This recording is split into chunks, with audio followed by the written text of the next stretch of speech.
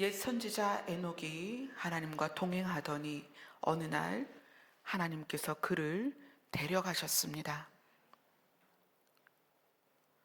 우리도 에녹과 같이 이 땅에서 하나님과 동행하다가 하나님의 데려가심을 당할 수 있도록, 신부로서 취함을 받도록 우리의 마음을, 우리의 삶을 인도하여 주시옵소서. 예수님 이름으로 기도드리옵나이다. 아멘. 아멘.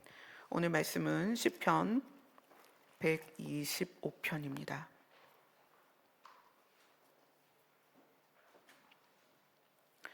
다 같이 125편 1절부터 5절까지 함께 읽겠습니다. 시작. 여호와를 의지하는 자는 시온산이 흔들리지 아니하고 영원히 있음 같도다. 산들이 예루살렘을 두름과 같이 여호와께서 그의 백성을 지금부터 영원까지 두루시리로다. 악인의 규가 의인들의 땅에서는 그 권세를 누리지 못하리니 이는 의인들로 하여금 죄악에 손을 대지 아니하게 함이리로다. 여호와여, 선한 자들과 마음이 정직한 자들에게 선대하소서. 자기의 굽은 길로 치우치는 자들은 여호와께서 죄를 범하는 자들과 함께 다니게 하시리로다. 이스라엘에게는 평강이 있을지어다. 아멘. 여호와를 의지하는 자는, 이 여호와를 의지하는 자의 의지가 어디에서 시작됐냐면 우리가 지난주에 함께 나눈 124편이에요. 우리 편에 계신 여호와께서 우리를 도우시기 위해서 우리 편에 계셔서 일을 해주시는데, 그 하나님이 누구냐면 하늘과 땅을 창조하신 분이다. 우리의 도움은 천지를 지으신, 하늘과 땅을 창조하신 여호와의 이름에 있는데, 그 여호와의 이름이 신이라는 존재를 증명하는 이름이기 때문에 우리는 세상에 속한 것에 도움을 받는 것이 아니라 세상을 지으신 분, 세상에 속한 것으로 도움이 아닙니다. 세상을 지으신 분에게서 도움을 받는 거예요. 그래서 여호와를 의지하고 신뢰하는 자는 시온산이 흔들리지 아니하고 영원히 있음 같도다. 여기서 이게 어떻게 해석이 되냐면, 여호와를 신뢰하는 자는 움직이거나 이동될 수 없고 영원히 거하는 시온산 같이 되리로다, 이렇게 얘기해요. 근데 이 시온산이 여기서는 어떤 의미냐면, 하나님께서는 그 시온산에 예수 그리스도를 세우셔서 그분이 만왕의 왕으로 만주의 주로 세워지시고 그분이 통치하는 나라가 올 것이다. 그것이 천년 왕국이죠. 시온산은 천년 왕국의 예수님이 서는 곳이에요. 그래서 그것을 요한계시록에서 증명을 하고 있죠. 자, 요한계시록 14장을 봅니다.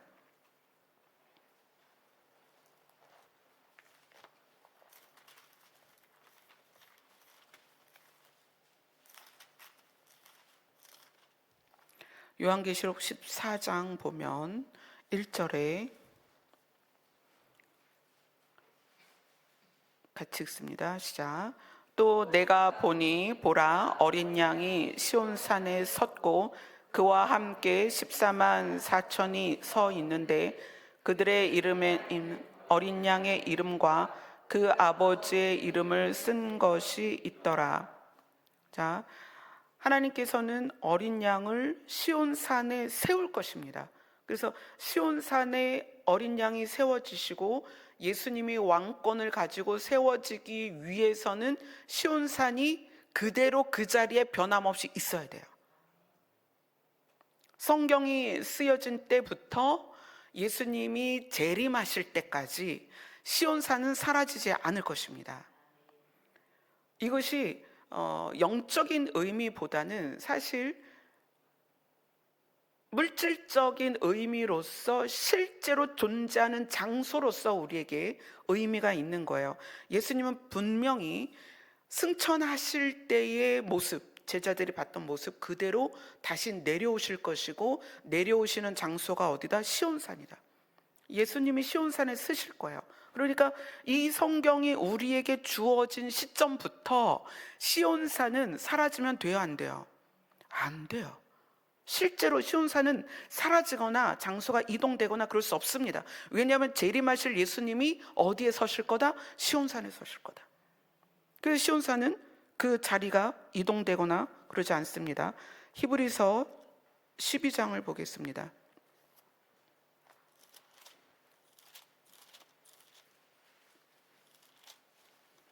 히브리서 12장 22절입니다.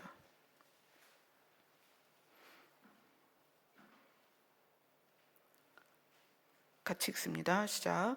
그러나 너희가 이른 곳은 시온산과 살아계신 하나님의 도성인 하늘의 예루살렘과 천만 천사와. 예전에 모세가 이스라엘 백성과 함께 시내산에서 하나님의 임재를 보고 느꼈습니다. 그래서 그때 이스라엘 사람들은, 유대인들은 자기들이 신을 만나면 죽을까봐 대표로 모세만 거기에 올라가죠. 그래서 빽빽한 구름과 천둥 소리와 번개와 벼락이 치고 그러면서 하나님이 자기의 존재를 드러내셨어요. 근데 그러나 우리는 어디에 다다르고 어디에 이르렀느냐? 시온산에 이르른다는 거예요. 그곳에 누가 오시기 때문에? 예수님이 재림하시기 때문에. 자, 시온산은 절대로 그 의미적인 아니면 뭐 영적인 해석으로 하면 안 돼요. 실제입니다. 실제.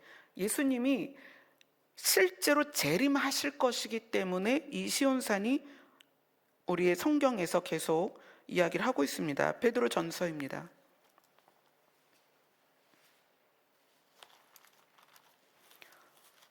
베드로전서 2장 6절 같이 읽습니다. 시작. 성경에 기록되었을 때 보라 내가 택한 보배로운 모퉁이 돌을 시온에 두노니 그를 믿는 자는 부끄러움을 당하지 아니하리라 하였으니. 보배로운 모퉁이 돌이 누구죠? 예수 그리스도입니다. 이것이 영적인 의미로도 사용이 돼요. 그러나 실제로 재림하실 예수님을 기다리는 우리 입장에서는 장소적인 의미가 있다는 것을 여러분이 기억하셔야 돼요. 그래서 우리 오늘 본문의 시편 125편에 여호와를 의지하는 자는 시온산이 흔들리지 아니하고 영원히 있음 같도다. 이제 그게 이해가 되죠. 예수님이 재림하셔야 되기 때문에 그 예수님에 대한 이야기를 2000년 전에 제자들이 쓴 그 성경에서 나온 그 시온산, 그것이 요한계시록에서 어린 양이 서 계실 곳이 시온산이다. 그 시온산이 2000년이 지난 지금도 그대로 있고, 예수님이 재림하시는 그 시점에서도 예수님이 재림하시는 장소로서 그 시온산이 그대로 있다는 얘기예요. 그래서 시편 저자가 이야기를 하는 거예요. 여호와를 의지하고 신뢰하는 자는 시온산이 절대로 사라지거나 없어지지 않는 것처럼 여호와를 의지하는 자도 이동되거나 사라지지 않는다. 하나님께서 붙들고 계시다는 거죠. 그래서 하나님이 어떻게 그를 도우시냐면 산들이 예루살렘을 두름과 같이 여호와께서 그 백성을 지금부터 영원까지 두루시리로다. 왜? 보호해 주려고, 지켜주려고. 하나님이 예언하셔서 내 어린 양을 시온산에 세울 거다 했기 때문에 시온산이 사라지지 않고 그대로 있는 것처럼 우리가 여호와 하나님을 의지하고 신뢰하면 하나님은 그의 백성을 영원히 두루신다. 그래서 이 두루심이 예수님이 재림하실 때의 그 인치심과 함께 보호가 되고, 그 다음에 천년왕국에서 성도들의 진에서 두루심을 받고 그대로 그것이 새하늘과 새 땅에 가서 그 보호와 은혜 안에 두루심 안에 있다. 그래서 표현을 영원까지 두루시리로다. 그러니까 우리가 지금 여호와를 의지하는 사람으로 살고 있다면 하나님은 우리를 언제까지? 영원까지 지켜주실 거다. 아멘. 그러니까 지금은 우리가 시간 안에 살고 있으니까 시간이 없는 새하늘과 새 땅까지 우리를 계속 지키신다는 거예요. 자, 그렇게 지키시는 방법으로 3절을 같이 읽습니다. 시작. 악인의 규가 의인들의 땅에서는 그 권세를 누리지 못하리니 이는 의인들로 하여금 죄악에 손을 대지 아니하게 함이로다. 대표적으로 하나님께서 물로써 사람들을 심판하실 때 노아의 가족을 살리셨죠. 그리고 롯의 가정을 소돔과 고모라에서 살리셨어요. 이것은 의인들을 하나님께서 악인의 규로 말미암아, 악인의 규라는 것은 이 규와 홀이 있어요. 규는 왕이나 왕족이 어떤 행사나 어떤 그 복장을 했을 때 손에 드는 나무 막대기예요. 위가 세모나고 이렇게 길쭉한 막대기인데 이것은 이 사람의 능력이나 권세를 행할 수 있는 표시예요. 뭐 예를 들어서 암행어사는 뭘 들고 다녀요? 마패 들고 다니죠. 이 마패에 말이 몇 마리냐. 그래서 이 암행어사가 이동할 때에 그 마패에 새겨진 말의 수를 공급해 주라는 거예요. 이 사람은 암행어사니까 이 마패에 있는 말 수가 2마리가 있고 3마리가 있고 4마리가 있고 그러면 암행어사의 세력이 그만큼 다르다는 거죠. 말이 많이 그려져 있으면 세력이 큰 거죠. 그래서 그만큼의 나라의 관의 보호를 받고 지원을 받는 거예요. 근데 규는 왕이나 왕족이 자기의 세력으로서 어떤 일을 명할 수 있고 명령을 내릴 수 있는 능력의 봉이란 말이에요. 나무 막대기예요. 그리고 신하들은 뭐 이제 우리나라의 조선시대에 신하들이 쭉 있겠죠. 영의정, 좌의정 이런 사람들이 들고 있는 건 홀이에요.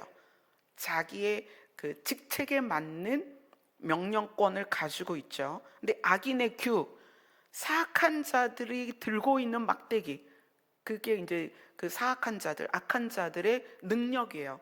이 능력이 의인들의 땅에서는 그 권세를 드러내지 못하고 영향을 미치지 못하도록 하나님께서 도우신다는 거예요. 언제까지? 영원한 나라에 이르도록.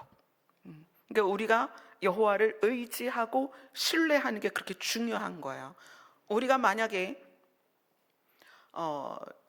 여호와가 아닌 다른 곳에 의존되어 있다면 반대로 악인의 규가 우리에게 영향을 미칠 수 있다는 거예요.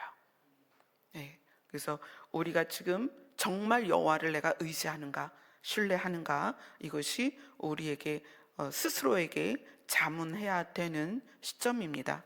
자, 그 다음에 4절을 같이 읽습니다. 시작. 여호와여 선한 자들과 마음이 정직한 자들에게 선대하소서. 사람은 두 종류로 지금 이 125편에서 나뉩니다. 4절은 여호와를 선대하며 마음이 정직한 자, 아니 여호와여 선한 자들과 마음이 정직한 자. 선한 자가 따로 있고 마음이 정직한 자가 따로 있는 게 아니에요. 선한 자들과 마음이 정직한 자가 한 무리예요. 그 다음에 5절은 굽은 길로 치우치는 자, 이렇게 나와 있어요. 두 종류의 사람이 나옵니다. 4절은 선한 자들과 마음이 정직한 자, 이게 한 무리고요. 5절은 굽은 길로 치우치는 자, 이렇게 나옵니다. 그럼 선한 자들과 마음이 정직한 자는 어떤 모습이냐면 누군가를 살리기를 원하고, 그리고 이 정직하다는 것은 거짓말을 안 한다 이런 표현보다는 바른 기준을 가지고 있는 사람이에요. 그래서 영어 성경은 이거를 올바른 자 이렇게 표현해요. 정직하다는 것은 올바르다는 표현이고, 올바르다는 것은 바른 가치관과 기준을 가지고 있는 사람들이에요. 근데 바른 가치관과 바른 기준을 가지고 있다면 사람을 대할 때 선하게 할 수밖에 없습니다. 왜? 하나님의 진리는 그 진리 안에 바른 것만 포함되어 있는 게 아니기 때문에 그래요. 하나님의 진리는 바른 것과 선함이 동전의 양면처럼 있습니다. 그래서 선함이 없는 바름은 날카로운 칼과 같고 차가운 대리석 같습니다.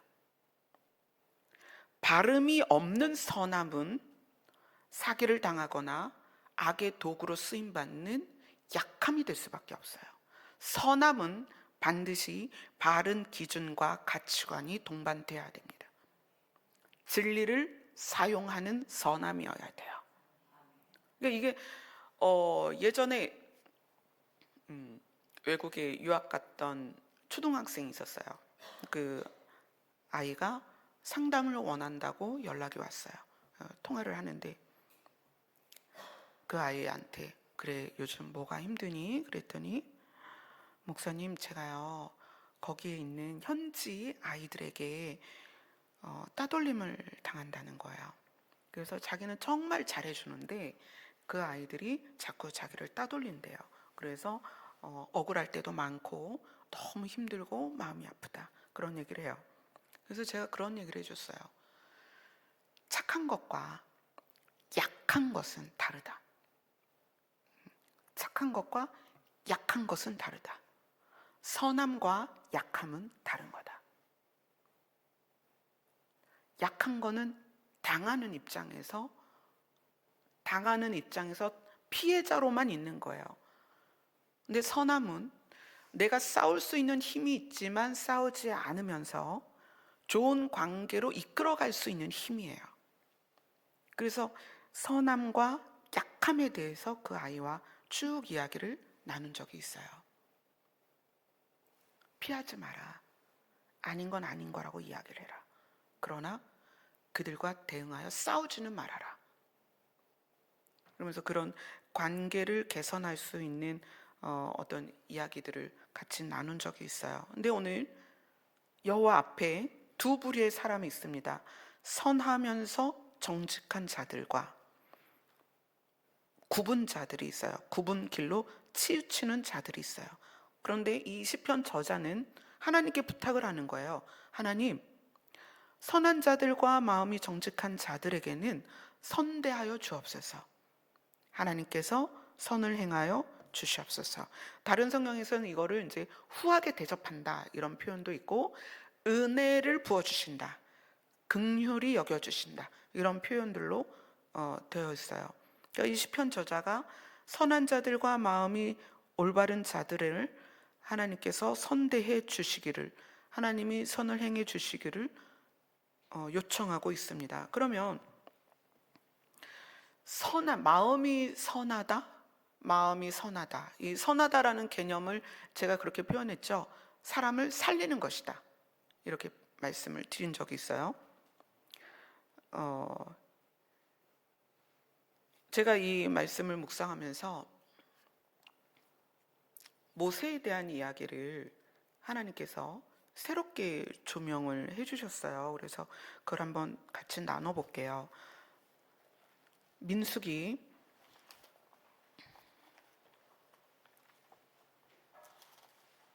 20장입니다.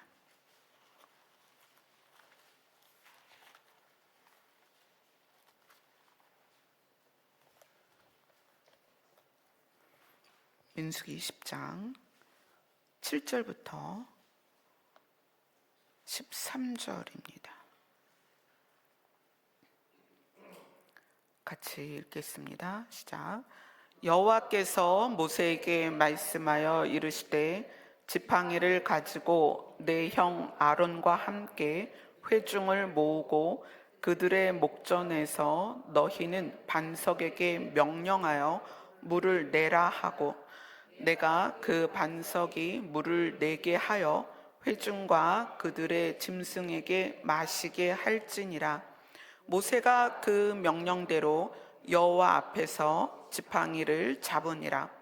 모세와 아론이 회중을 그 반석 앞에 모으고 모세가 그들에게 이르되 반역한 너희여 들으라. 우리가 너희를 위하여 이 반석에서 물을 내랴 하고 모세가 그의 손을 들어 그의 지팡이로 반석을 2번 치니 물이 많이 솟아나오므로 회중과 그들의 짐승이 마시니라. 여호와께서 모세와 아론에게 이르시되 너희가 나를 믿지 아니하고 이스라엘 자손의 목전에서 내 거룩함을 나타내지 아니한 고로 너희는 이 회중을 내가 그들에게 준 땅으로 인도하여 드리지 못하리라 하시니라.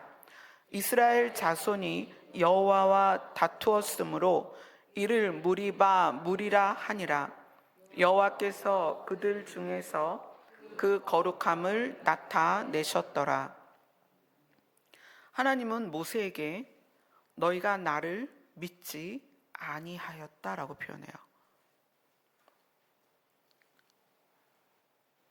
오늘 시편은 125편이 이렇게 시작하죠. 여호와를 의지하는 자는, 여호와를 신뢰하는 자는 하나님이 지키실 것이다, 두르실 것이다, 영원까지. 그런데 여호와 앞에는 2 부류가 있다. 선하고 바른 자들이 있고 마음이 굽은 자들이 있다. 마음이 굽은 길로 치우치는 자들이 있다. 그런데 모세에게 하나님이 너는 지금 나를 믿지 않았다. 그러니까 나를 신뢰하지 않았다. 나를 의지하지 않았다. 그래서 너가 내 거룩함을 나타내지 않았다. 이렇게 표현해요. 그리고 하나님이 그들에게 물을 주어서 살리신 것에 대하여 하나님은 그들 중에서 거룩함을 나타내셨다. 이렇게 표현을 해요. 자, 그러면 이건 무슨 얘기냐면 거룩은 사람을 살리는 모습에서 드러난다. 자, 거룩과 선함과 사랑이 우리는 따로 개념을 나누어서 생각하지만 거룩이 또 다른 표현으로 선함이고 또 다른 표현으로 사랑이다. 하나님은 하나님을 대하여 계속 반역하고 원망하는 그 회중들을 사랑하셨어요. 그래서 그들이 목이 말라서 죽을 것 같은 상황에서 모세에게 물을 내라고 하시는 거예요. 그거는 하나님의 선하심입니다. 그런데 하나님은 그들에게 거룩함을 나타내셨다라고 얘기를 하세요. 그러니까 선함과 사랑과 거룩은 표현만 다르지 동일한 거라는 거예요. 동일한 거예요. 그래서 사랑이 거룩이 빠질 수 없고 거룩이 선함이 빠질 수 없다는 거예요. 선함과 사랑과 거룩은 동일한 것이다. 근데 상황에 따라서 다르게 표현이 되는 거죠. 그러면 모세의 이 상황에서의 문제, 그래서 너는 더 이상 이 회중을 인도하여 내가 준 땅으로 가지 못할 것이다. 이것은 뭐냐면 하나님의 거룩을 우리가 드러내지 못하는 상황이 어떤 상황이냐? 인간과 인간의 관계가 깨졌을 때 하나님의 거룩을 드러내지 못하는 거예요. 이건 굉장히 중요한 거예요. 우리가 우리의 신앙생활에서 우리는 하나님과의 관계와 사람과의 관계가 있어요. 근데 우리가 제일 중요하게 생각하는 건 나와 하나님과의 관계죠. 모세는 지금까지 정말 하나님의 명령대로 온 사람이에요. 내가 저들을 낳았습니까? 라고 말하면서 그들의 모든 200만의 짐을 모세가 혼자 지고 왔단 말이에요. 때로는 백성들이 돌을 들어서 쳐서 죽이려고 하고, 미리암이나 사실 그랬거든요. 모세가 이제 여자를 얻어서 여자를 옆에 있게 하죠. 그랬을 때 미리암이 그러죠. 당신만 하나님 음성 듣냐? 나도 하나님 음성 듣는다. 나도 기도한다. 어떻게 당신이 흑인 여자를 아내로 둘 수가 있냐? 그러면서 막 그런 반역들이 일어나요. 또 이스라엘 백성들이 송아지 만들어 놓고 이것이 우리를 이끈 여호와 하나님이다, 이렇게 이야기까지 하죠. 근데 하나님이 모세에게 이스라엘 백성을 이제 맡기지 않겠다. 네가 이들을 인도하여 내가 그들에게 준 땅으로 들이지 못할 것이다. 그것은 반석을 명하여 물을 내라고 한 것과 반석을 쳐서 물을 낸 것과의 차이가 아니라 반석을 친 이유가 사람들에 대한 실망과 미움이라는 거예요. 내가 진짜 못 살겠다, 쟤네들 때문에. 실망한 거예요. 그들에 대한 분노예요. 그들에 대한 분노가 밖으로 표출된 것이 반석을 2번 쳤다는 거예요. 우리와 하나님과의 관계는, 내가 사람과의 관계가 어그러지면 우리와 하나님과의 관계도 바르지 못합니다. 이것을 민수기 20장은 이스라엘 자손의 목전에서 내 거룩함을 나타내지 아니하였다. 고로 그렇기 때문에 너희는, 모세와 아론은 이스라엘 백성을 그들에게 준 땅으로 인도하여 들이지 못할 것이다. 여러분, 사람이 사람과의 관계를 어떻게 해야 될까요? 지금 굉장히 중요한 거예요. 모세가 그동안 잘 해왔잖아요. 내가 생명책에서 이름이 지워지는 한이 있어도 하나님, 얘들은 제발 좀 살려주세요, 그랬던 마음이에요. 근데 이 무리반 물 사건에서 모세가 사람에게 지쳤어요. 사람에게 실망했어요. 이제 그 관계가 원망스러운 거예요. 그들이 싫어졌어요. 그래서 그들에게 화가 났어요. 분노가 일어났어요. 그래서 반석을 쳤다는 거예요. 이것은 하나님을 거역하기 위해서 반석을 친 게 아니라 사람에 대한 실망과 사람에 대한 분노의 표현이었다는 거예요. 그런데 하나님은 이렇게 얘기하시는 거예요. 나의 거룩함을 네가 드러내지 않았다. 하나님은 이스라엘 백성에 대하여 끝까지 살리기를 원하셨다는 거예요. 저는 이 부분이 저에게는 굉장히 큰 충격이었어요. 이번 주 이 말씀을 묵상하면서 너무나 큰 충격이었어요. 제가 목회를 시작할 때 그렇게 말씀을 하셨어요. 너는 사람에 대한 데이터를 갖지 마라. 목회자는 많은 사람을 만날 수밖에 없어요. 그런데 어떤 부류의 사람을 만나다 보니 이런 사람은 이래. 어떤 사람을 만나다 보니 이런 사람 끝에 꼭 이러더라. 어떤 사람을 만나다 보니 이런 사람은 나한테 이렇게 할 거야 라는 데이터가 생긴다는 거예요. 그래서 목회자들이 사람에 대하여 염증을 느껴요. 싫어지는 거야. 사람이 너무 싫은 거야. 자, 그런데 목회자의 역할이 뭐예요? 하나님의 말씀을 대신 전하는 거잖아요. 근데 하나님의 말씀이 뭐예요? 핵심이 우리를 살리는 거예요. 어떻게? 영원히 살리는 거야. 그분의 나라에서. 근데 목회자가 사람에 대하여 실망하고 싫어지고 미워지고 짜증이 나고 그러면 그러한 사람이 살리고자 하는 하나님의 마음을 어떻게 담아서 설교를 하겠냐는 거예요. 그러니까 하나님이 이 타이밍에 모세에게 내가 그들에게 준 땅으로 너희는 그들을 인도하여 들이지, 그곳에 들어가도록 하지 못할 것이다 라고 얘기하는 거예요. 그건 단순히 반석을 뭐 2번 치고 명하고 이 부분이 아니라 사람에 대한 태도에 대한 문제예요. 여러분에게는 자녀도 배우자도 부모도 각각의 관계에서 서로 살리는 역할을 해야 돼요. 배우자도 마찬가지죠. 자녀도 마찬가지고 부모도 마찬가지고. 그런데 그 관계가 깨어진다는 것, 그게 싫어지고 미워지고 짜증나고 화가 나고 문제가 되는 거죠.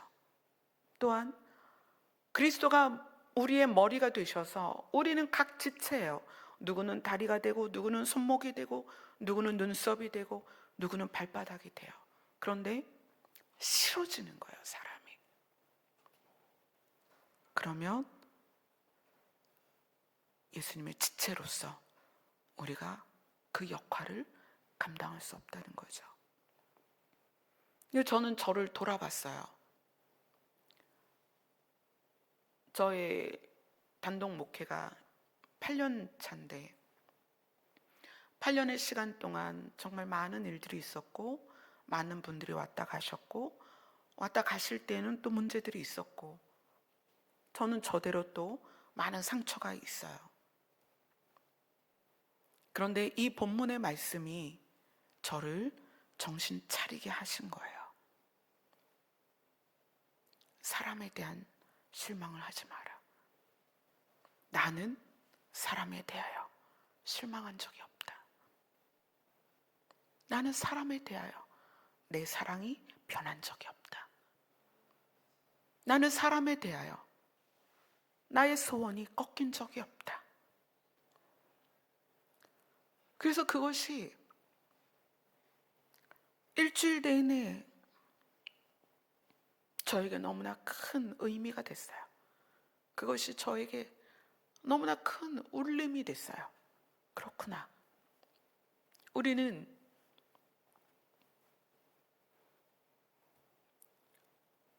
개인적인 사사로운 일과 또 다양한 사건들 속에서 사람이 싫어질 수 있고 염증이 날 수도 있고 짜증이 날 수도 있고 화가 날 수도 있고 보기 싫을 수도 있고 또 정말 하찮게 보일 수도 있죠. 우리 눈에 누군가가, 그것이 남편일 수 있고 아내일 수 있고 자녀일 수 있고 형제일 수 있고 부모일 수 있고 지체일 수 있다는 거예요. 그런데 주님이 우리 안에서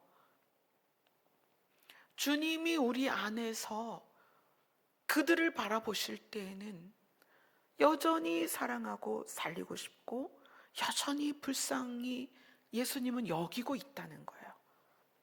근데 우리는 어떤 일 때문에, 상황 때문에, 관계 때문에, 말 한마디 때문에, 어떤 눈짓 때문에 그것이 사라진다는 거예요.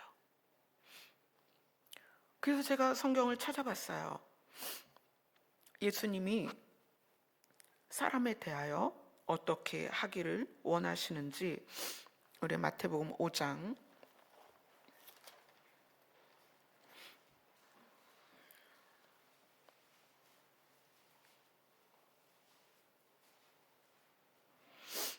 마태복음 5장 21절 22절입니다.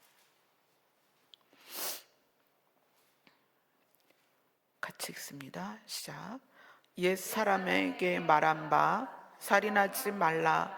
누구든지 살인하면 심판을 받게 되리라 하였다는 것을 너희가 들었으나 나는 너희에게 이르노니 형제에게 노하는 자마다 심판을 받게 되고 형제를 대하여 라가라 하는 자는 공회에 잡혀가게 되고 미련한 놈이라 하는 자는 지옥불에 들어가게 되리라. 이 라가라는 말은 미련한 놈, 이제 그 사람에 대해서 그렇게 느끼는 거야. 가치가 없는 사람, 머리가 빈 사람, 돌대가리, 이런 느낌을 갖는 거야. 어떤 사람에 대하여. 그러니까 어떤 사람에 대하여 분노하고 그 사람을 하찮게 여기고 그 사람을 얕잡아 보고 그 사람을 아주 낮게 대하는 이 마음의 태도, 굳이 입으로 라가라고 말하지 않아도 그런 마음의 태도를 가지고 있으면 심판을 받을 것이다. 왜냐하면 예수님이 계명을 주셨는데 우리는 하나님과의 관계가 너무 중요하니까 내가 이렇게 하면 하나님이 좋아하실까? 이렇게 하면 하나님이 좋아하실까? 하지만 하나님은 하나님과 우리의 관계를 우리와 우리가 접하는 사람과의 관계에서 확인하시겠다는 거예요. 이게 얼마나 무서운 말인지 여러분 아시나요? 여러분이 함부로 대하고 업신여기고 무시하는 그 내가 가지고 있는 태도를 하나님이 네가 나를 그렇게 대하는구나 라고 느끼신다는 거예요. 그래서 예수님이 계명을 주실 때 나를 사랑하는 자는 나의 계명을 지키리니 이웃을 내 몸과 같이 사랑하는 그것을 보고 네가 나를 사랑한다고 내가 느낄 거야. 이렇게 하셨다는 거예요. 이것이 여러분에게 심각하게 들렸으면 좋겠습니다. 교회 안에서의 사람 또는 내가 좋아하는 사람 또는 내가 잘해 주고 싶은 사람의 관계가 아닙니다. 여러분으로 인하여 발생된 모든 관계에 있는 사람들에 대하여 여러분의 마음가짐이 이래야 된다는 거예요.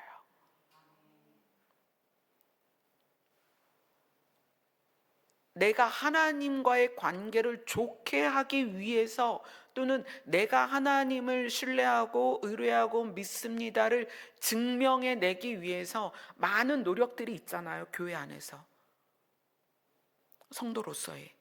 그런데 하나님은 네가 사람과 어떻게 관계를 형성하는지, 사람에 대하여 어떤 태도를 갖는지, 사람에 대하여 어떻게 네가 말을 하는지, 마음을 갖고 있는지로 너와 나와의 관계를 증명해 내라 라고 말씀하시는 거예요. 그래서 모세는 반석을 명하여 물을 내야 되는데 두 번 친 게 문제가 아니고 백성들에 대하여 하나님이 살리고자 하는 그 하나님의 거룩한 사랑에 대하여 동의하지 못했다는 거예요. 내가 너희들에게 물을 내야 되겠니? 이 순간에 정말 못됐다. 하나님은 너희들에게 물을 주고 싶어 하시는데 나 정말 너희에게 실망했어. 나 짜증나 진짜. 나 너한테 화가 나. 이런 제스처였거든요. 그래서 하나님이 백성을 이제 모세에게 맡기지 않겠다는 거예요. 여러분이 가족과의 관계가 틀어졌다면 여러분 안에 여러분의 가족에 대한 여러분의 마음이 손상되어 있을 거예요.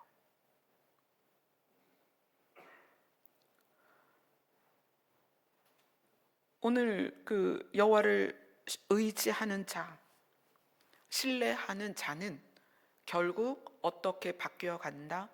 선하고 바른 마음을 소유하게 된다. 아직 우리가 그렇지 않다면 주님 안에서 우리가 누군가를 살리고자 하는 그런 마음이 자발적으로 일어나는, 무엇 안에서? 진리 안에서, 바른 가치관 안에서 그게 세워져야 된다는 거예요. 오늘 본문에서 4절과 대비되는 게 5절입니다. 자, 5절을 시편 125편 5절을 같이 읽겠습니다. 시작. 자기의 굽은 길로 치우치는 자들은 여호와께서 죄를 범하는 자들과 함께 다니게 하시리로다. 이스라엘에게는 평강이 있을지어다.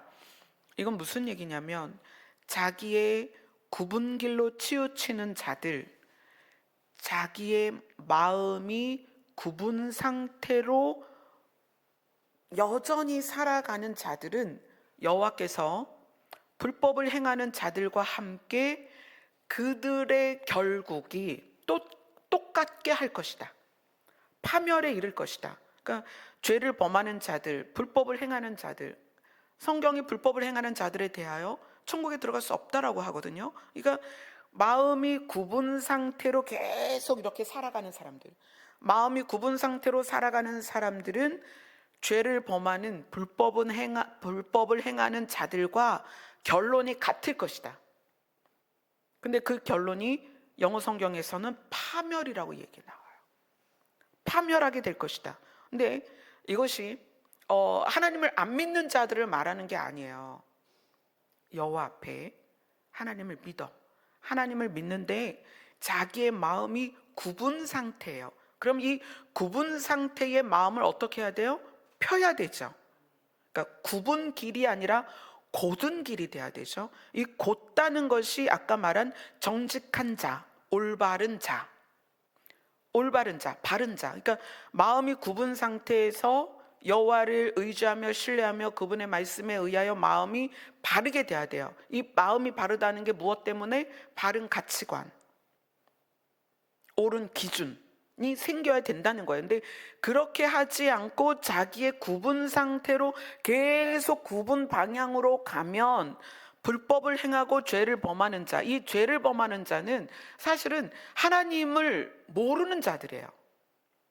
그러니까 여호와 앞에 있으면서도 마음이 굽은 상태로 계속 살아가면 하나님을 모르는 자들과 결과가 똑같다는 거예요. 무서운 거죠. 우리가 지금은 마음이 굽어 있을 수 있어요. 지금 내가 마음이 굽어 있을 수 있지만 이것을 바르게 펼 수 있습니다. 어떻게? 말씀으로 말미암아 바른 기준과 옳은 가치관을 가지면 마음이 펴진단 말이에요. 그러면 어떤 길을 가요? 곧은 길로 가죠. 진리가 되시는 예수 그리스도의 길을 간단 말이에요. 그러면 파멸로 가는 것이 아니라 여호와께서 우리에게 주시고자 하는 의인들의 땅으로 가게 되는 거예요. 그러면 이 굽었다는 것이, 우리 잠언을 잠깐 볼까요? 잠언, 시편 다음에 바로 뒤에 잠언 있죠. 잠언 11장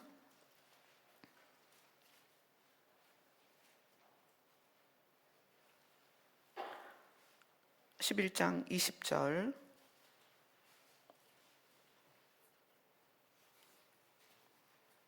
같이 읽습니다. 시작. 마음이 굽은 자는 여호와께 미움을 받아도 행위가 온전한 자는 그의 기뻐하심을 받느니라. 여기서 마음이 굽은 자는 영어 성경에서는 마음이 삐뚤어진 자 이렇게 표현이 돼요. 자, 굽은 자를 마음이 삐뚤어졌다 이러면 조금 더 그 의미가 와닿죠. 잠언 12장으로 갑니다. 잠언 12장 8절 같이 읽습니다. 시작. 사람은 그 지혜대로 칭찬을 받으려니와 마음이 굽은 자는 멸시를 받으리라. 마음이 삐뚤어진 자는 멸시를 받으리라. 14절로 갑니다. 14장 14절 시작. 마음이 굽은 자는 자기 행위로 보응이 가득하겠고 선한 사람도 자기의 행위로 그러하리라. 자, 여기에서 마음이 굽은 자는 마음이 타락한 자를 말해요. 그러니까 마음이 굽은 자는 굽은 상태에서의 행위가 있겠고 굽은 상태에서의 행위에 대한 보응이 있을 것이고, 마음이 선한 사람은 선한 마음에서 나오는 행위가 있을 것이며 그 행위에 의한 보응이 있을 것이다. 그러니까 보답이죠. 보답이 있을 것이다. 결국 마음의 결과가 우리의 삶에 그대로 드러날 것이라는 것입니다. 자, 잠언 17장으로 갑니다. 잠언 17장 20절.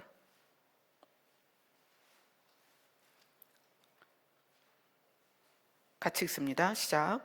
마음이 굽은 자는 복을 얻지 못하고 혀가 패역한 자는 재앙에 빠지느니라. 여기서 마음이 굽은 자는 마음이 삐뚤어진 자예요.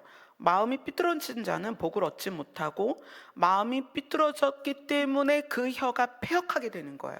그래서 어떻게 빠져요? 재앙에 빠진다. 오늘 시편에서 마음이 굽은 길로 치우치면 결국 파멸에 이른다. 하나님을 믿지 않는 악한 자들과 결과가 똑같다는 거예요. 그러니까 우리가 교회를 다니고 하나님을 믿는다고 하면서도 그러면서도 우리의 마음이 삐뚤어진 상태를 그대로 유지하고 있으면 복을 받지 못하고 그 입에서는 패역한 말이 나와서 결국 자기가 재앙에 빠지게 된다는 거예요. 잠언 28장으로 갑니다.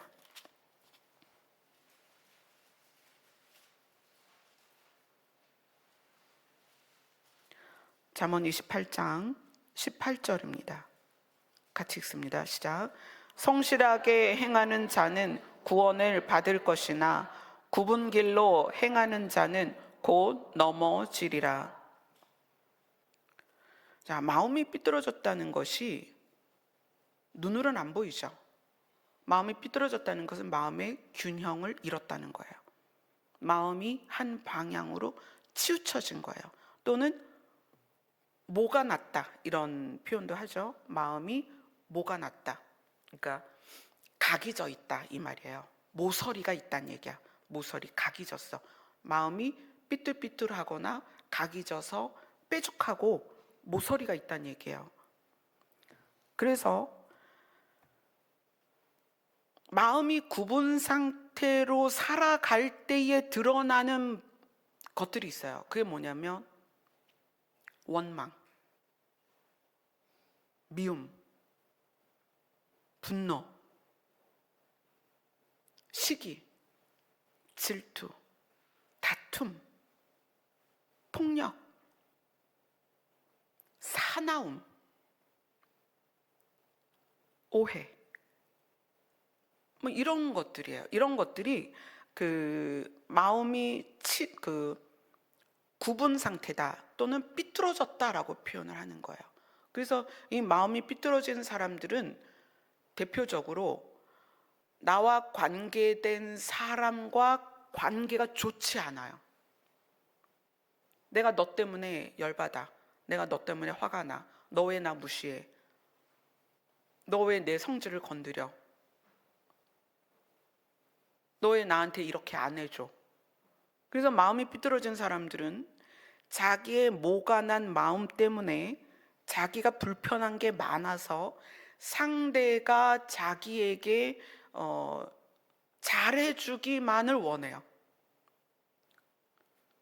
그래서 늘 화가 나고 서운하고 섭섭해요. 여러분 안에 서운하고 섭섭한 마음이 많으면 마음이 삐뚤어진 거예요. 그리고 서운하고 섭섭한 거랑 화가 나는 거랑은 좀 다르죠. 나랑 다르거나 틀린 부분이나 또는 내가 원하지 않는 것이나 내가 싫은 것이나 이런 것들에 의해서 늘 마음이 화가 나. 그것도 마음이 삐뚤어진 거예요. 그 상태를 유지하지 마세요. 특히 사람의 관계는 나와 사람과의 관계를 내가 어떻게 하느냐가 내가 하나님을 신뢰하느냐 그렇지 않느냐를 드러내는 바로미터이기 때문에 우리는 쉽게 그렇게 말합니다. 네가 나한테 이랬기 때문에 내가 너를 때렸어. 네가 나한테 이렇기 때문에 내가 너를 욕하는 거야. 네가 나한테 이렇게 했기 때문에 내가 너 안 봐. 네가 나한테 이렇게 했기 때문에 내가 너를 욕을 하는 거야. 넌 욕 당해도 싸지. 내가 너한테 이렇게 하는 거 당연한 거야. 너 때문에. 우리가 관계를 이렇게 유지하고 있다면 마음이 삐뚤어진 거라는 거예요. 예수 그리스도가 우리 안에 계시다면, 우리가 예수 그리스도의 길로 간다면, 하나님의 사랑은 사람에 대하여 변함이 없으십니다. 그래서 예수님이 자기를 팔 제자와 자기를 떠날 제자와 자기를 3번이나 부인할 제자가 누구인지 알면서도 성경이 뭐라고 얘기하냐면 그들을 끝까지 사랑하셨다.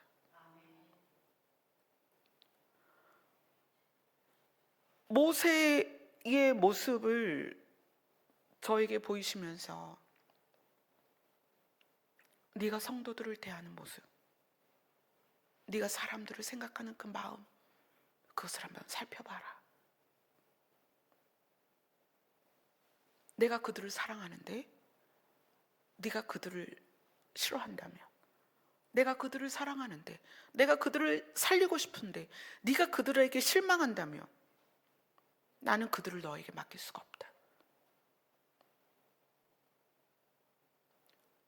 여러분, 부부는 서로에게 맡겨진 반쪽입니다. 하나가 되라고 맡겨진 거예요. 싫고 짜증나고 화가 나고 꼴도 보기 싫고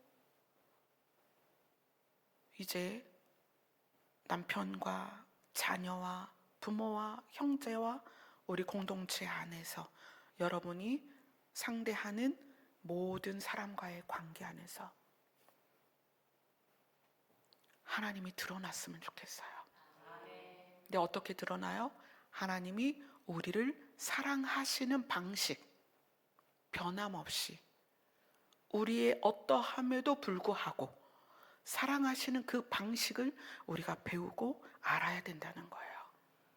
그래서 우리가 사람에 대하여 실망하지 않고 어떻게 하는 거예요? 그래서 사랑은 오래 참고 끝까지 견디고 믿어주는 것입니다. 그래서 저도 또 주님 앞에서 저도 그렇지 못한 사람이니까 저도 오늘의 말씀처럼 선한 마음과 바른 마음을 늘 유지하기 위해서 주님 앞에 또 서는 거예요. 그런 마음을 갖고 관계 안에서 하나님을 증명해내는, 하나님의 거룩을, 하나님의 사랑을, 하나님의 은혜를, 하나님의 선하심을 우리가 그렇게 드러내며 사는 거죠. 그러면 어느 날 우리를 시온산으로 이끌어 가실 것입니다. 거기에 서신 예수 그리스도 앞에, 그 어린 양 앞에 우리를 서게 하실 것입니다. 하나님의 사랑은 우리를 향하여 변함이 없으십니다. 그래서 그것이 우리에게 물들어서 우리가 사람을 향하여 그렇게 살아야 된다는 거예요. 물론 우리가 그런 마음을 가져도 타인은 나를 미워할 수 있고 나를 싫어할 수 있고 또 누군가 나에게 실망할 수 있어요. 타인이 나에게 하는 건 어쩔 수 없죠. 그건 어쩔 수 없잖아요. 그 사람의 마음이니까. 그런데 우리 스스로는 그렇게 하지 말자는 거예요. 아멘. 그래서 125편이 여호와를 의지하는 자는 이렇게 시작이 돼요. 여호와를 의지하는 자는 선하며 정직한 자들이어야 한다는 거예요. 아직 우리가 예수님의 장성한 분량까지 이르지 못했지만 목표치를 그렇게 갖자는 거예요. 그래서 우리가 자꾸 우리의 굽은 마음을 펴야 되는 거예요. 곧은 길을 가도록. 우리가 만약에 90도로 꺾여 있다면 이걸 좀 펴보자는 거예요. 100도, 120도 좀 펴보자는 거예요. 그래서 어떻게? 예수님이 우리에게 보이신 그 길을 따라가면 종착지가 어디냐면 시온산이 될 것이고, 거기에서 천년왕국을 지나 새하늘과 새 땅까지 가게 될 것입니다. 아멘. 우리 찬양합시다. 찬송가 430장입니다.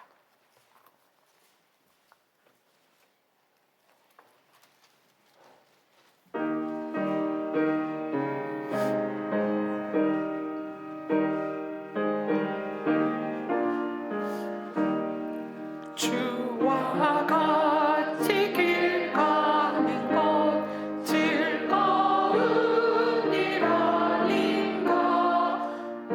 우리 주님 걸어가신 발자취를 밟겠네.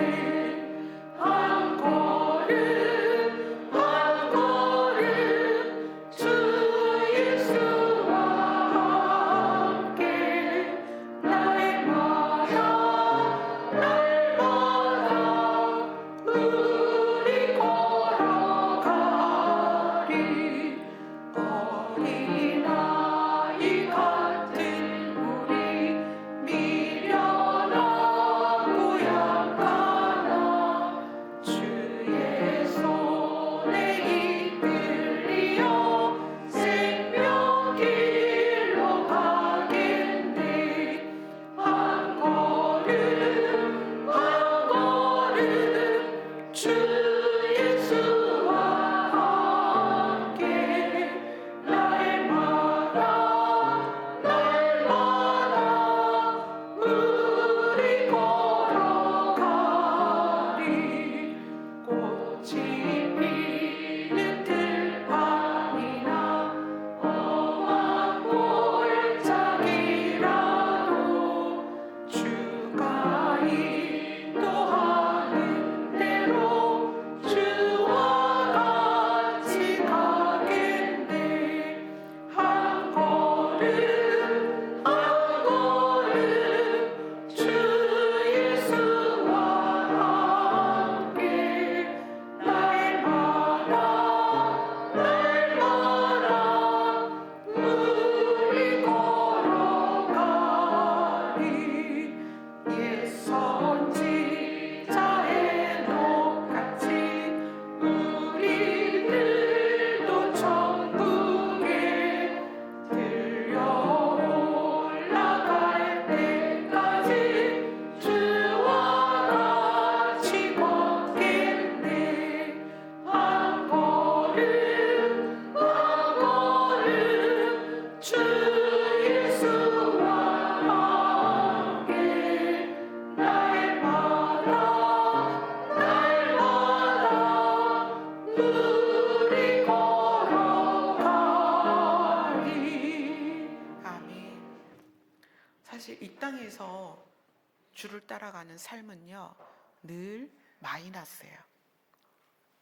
내가 가지고 있는 것을 내어줘야 되니까. 오리를 가자 하면 십리를 가야 되고, 그죠? 겉옷을 달라고 하면 속옷까지 내줘야 되니까 늘 마이너스예요. 근데 나에게서 이 세상에서 소유한 것들이 마이너스 될수록 하나님의 나라엔 플러스입니다. 이 신비한 계산법을 여러분이 아셨으면 좋겠어요. 저는 그것이 주님 나라에 가면 여러분이 정말 놀랍도록 그것의 결과를 보게 될 것입니다. 전 그걸 너무 확신하고 있기 때문에 저는 이 땅에서 제로가 아니라 저 자신이 또는 우리 교회가 마이너스의 사역을 해요. 하지만 이것이 하나님의 나라의 플러스라는 걸 너무나 잘 알고 있어요. 이 비밀이, 이것에 대한 기쁨이 여러분 안에 있었으면 좋겠어요. 여러분, 죄나 악함은 피하는 것이 아니고 내가 내 안에 있는 빛을 가지고 들어가는 거예요. 그래서 너희는 세상의 빛과 소금이 되라. 그래서 그들과의 관계 안에서 하나님의 생명과 사랑과 빛과 거룩함을 드러내라. 여러분, 관계 많이 힘들죠? 힘들죠. 관계를 차라리 안 했으면 좋겠다라고 할 때가 있을 거예요. 하지만 나와 하나님과의 관계는 나와 사람과의 관계에서 증명된다는 것을 기억하셔야 됩니다. 아멘. 주님, 우리의 마음이 굽어 있다면 하나님의 마음으로 우리의 마음이 펴지게 하셔서 곧은 길, 바른 길로 가게 하여 주옵소서. 도와주시옵소서. 우리 다 같이 기도하겠습니다.